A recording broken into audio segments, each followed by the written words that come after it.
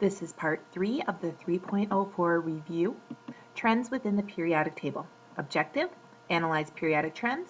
Use periodic trends to predict properties of elements in the periodic table. You can predict the chemical and physical properties of an element from its position in the periodic table. The periodic law states that many physical and chemical properties reoccur when the elements are arranged in order of increasing atomic number. So this allows them to line up in groups, and of course, elements in the same group have similar properties.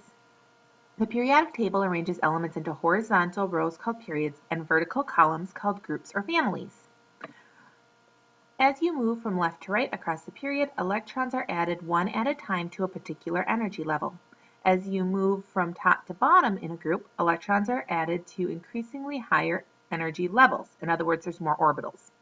The patterns in electron filling produce trends in electronegativity, how badly the atoms want an electron, ionization energy, how much energy it takes to lose an electron, and relative sizes of ions and atoms.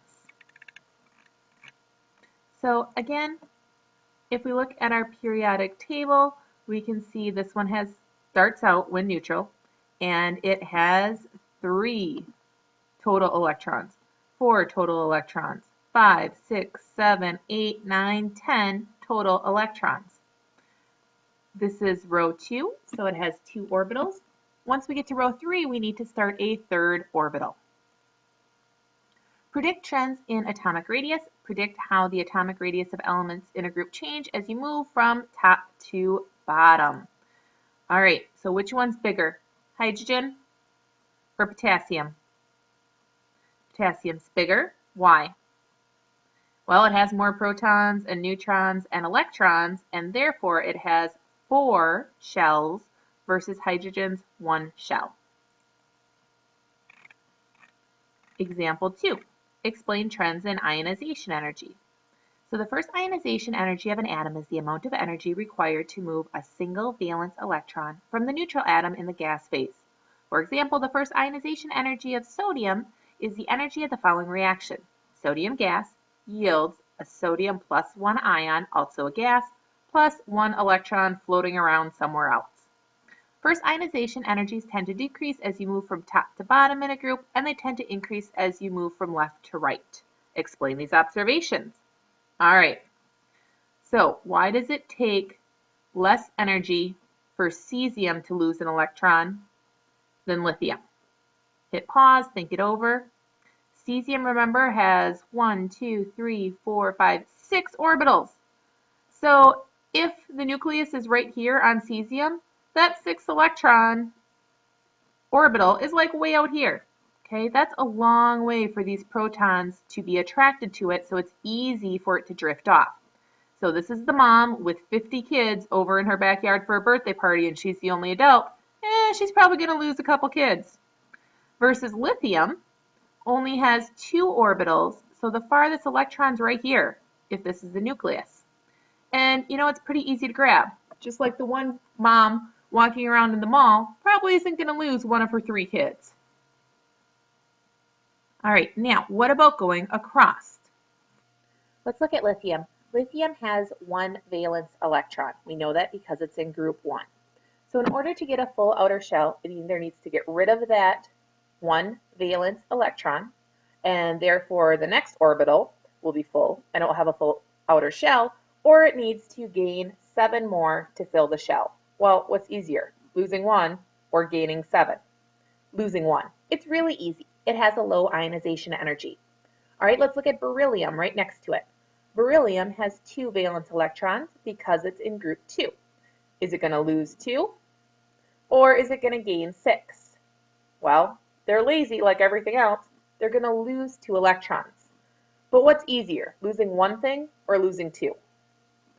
Losing 1. So it takes less energy, a little bit more energy to lose 2, a little bit more to lose 3.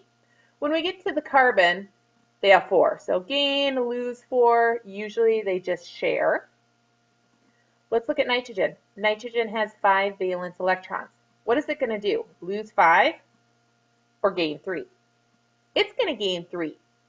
But if you try and force it to lose 5, that's going to take a lot of energy, crazy high amounts of energy, high ionization energy. Oxygen. what's it going to do? It's going to gain 2, so a very high ionization energy. And fluorine, yeah, right, crazy amounts of energy because no way is it going to want to lose 7. That is a lot of work. It's going to instead want to gain 1. So we say it has a very, very high ionization energy in that it would take a lot of energy to actually get rid of 7. So I want to look at the picture on the screen of lithium. Again, lithium has 3 total electrons when it starts because its atomic number is 3, so it has 3 protons. When they start, they are neutral, so 3 electrons. The first 2 fill up the first orbital. The next one fills up the second orbital. So when I get rid of this electron right here, you can see that now this becomes the outer orbital and it's full and it's happy. So lithium really wants to lose that electron, so it takes very little ionization energy for that to happen. The same thing with all of column 1. So they show us the Bohr diagrams for sodium and potassium. They're each going to get rid of this valence electron because now the second orbital is the outer one and it's full, so it's stable. Potassium gets rid of this one. Now the outer orbital is the third orbital. It's full, so it's stable. Woohoo! All right, so let's read a couple of the tips.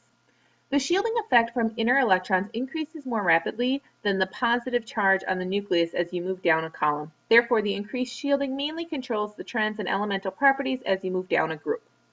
So again, it has to do with the fact that there's all these electrons here between the nucleus and this electron as well. Although electrons do not actually travel in circular orbits around atomic nuclei, scientists often draw models of atoms with electrons in circular orbits as shown here for simplicity. Also for simplicity, scientists often show atomic nuclei as solid spheres of positive charge, even though the nuclei actually contain protons and neutrons. In this case, they did show us the neutrons as well. All right, predict relative electronegativity. So electronegativity is what? How badly an atom wants to gain an electron. So let's go back here. Which element really wants electrons the most? The big pig. The big pig is fluorine. So if this is the big kahuna, the biggest pig of them all, are these going to have higher or lower electronegativity? Well, they're going to have lower. If this one's the highest, these have to be lower. So as you go down, it gets lower. All right, what about over here? Well, this wants it the most. So when you start way over here, lithium, remember, has 1 valence electron. Does it want to go around and find 7 more electrons? No, that's too much work.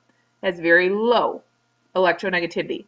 Lowest, low, okay, medium, high, highest.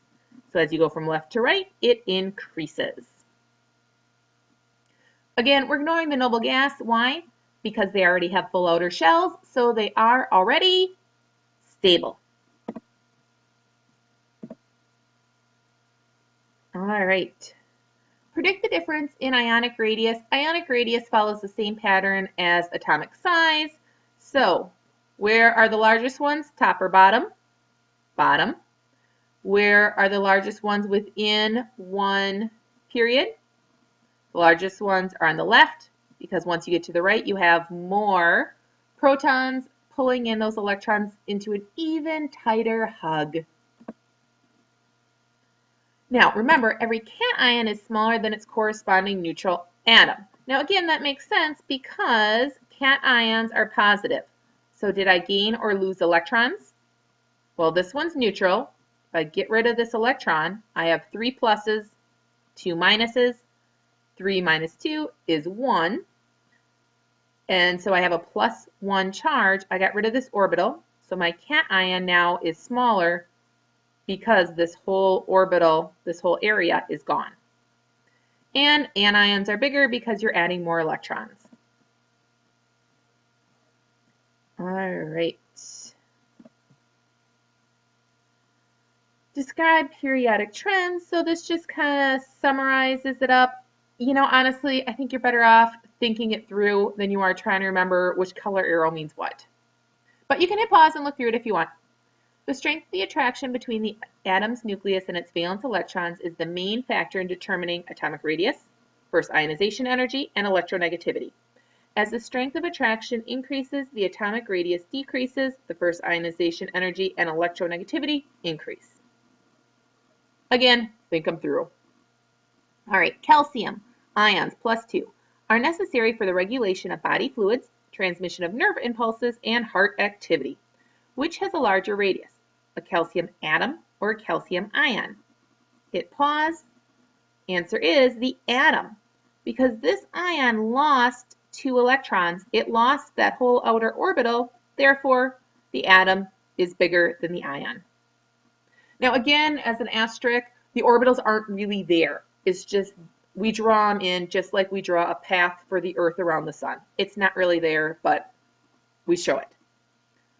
Which probably has the greater first ionization energy, lithium or neon? Explain your answer. So ionization energy is how likely you are to lose an electron. Which one's going to lose an electron, lithium or neon? Lithium. It only has 1 valence electron, so it's like, care, I don't care, take it, be gone. Neon has a full outer shell. Is it going to do anything? No, because it is a noble gas. I'm already stable. I don't deal with you peasant atoms. Gaining, losing, sharing electrons. Just like that. That's just how neon sounds. All right, number 3. List the following elements in order of increasing electronegativity. So Te, Cl, Ba. All right, so we have Cl's right here. Ba is over there. And hang on, I gotta look at the last one again. Te, tellurium. All right, let's find tellurium. So as you can tell by my pause, there we go. There are some that we don't use a lot. All right. So go ahead, hit pause, think it over. Now if you're sitting here thinking, yeah, how am I supposed to know this? Well, which one's the big pig, the most electronegative? Fluorine. So remember, this corner is the most electronegative. So, oh, chlorine has a very high electronegativity. We keep going out. Oh, tellurium would be medium. Way over here to barium. Oh, that one would be lowest. So remember, looking at your big pig, and then it just gets lower as you get farther and farther away. All right, that's it for this one. Like always, when you have questions, please come see me so I can help. Bye.